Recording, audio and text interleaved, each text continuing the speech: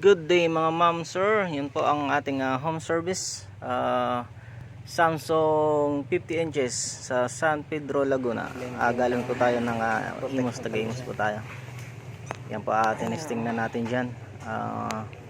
Blinking nga, nagpo-protect kasi nga yun nga po, sa video na rin yung boses natin. Pakinggan nyo na lang po, tsaka yung reason kung bakit. Talagang sirain ba yan, Samsung?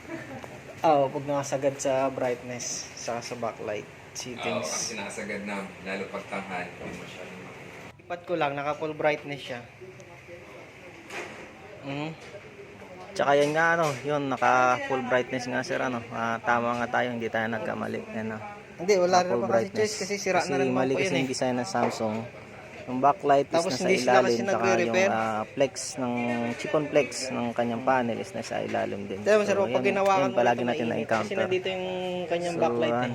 Sinet up So, na natin sisirain dyan, yung mga sir. Sinet up chip-on natin flex. sa 50% brightness lang. Yun, success. Sa awa naman, medyo perfect pa yung display. Lagi ng TV kang nila, na-encounter sir. sa Wala pa full masyado. brightness Yun po ang ating nag-cutting method tayo dyan. Dalawa kasi yung method niyan, tape method and cutting method sa mga technicians. Kasi dumilim na siya sir, kasi gamit na yung backlight mo. Success naman. 2 years na ba naman eh. Ganun ba? Opo. Nga Search mo maigi sa... at maganda pang display.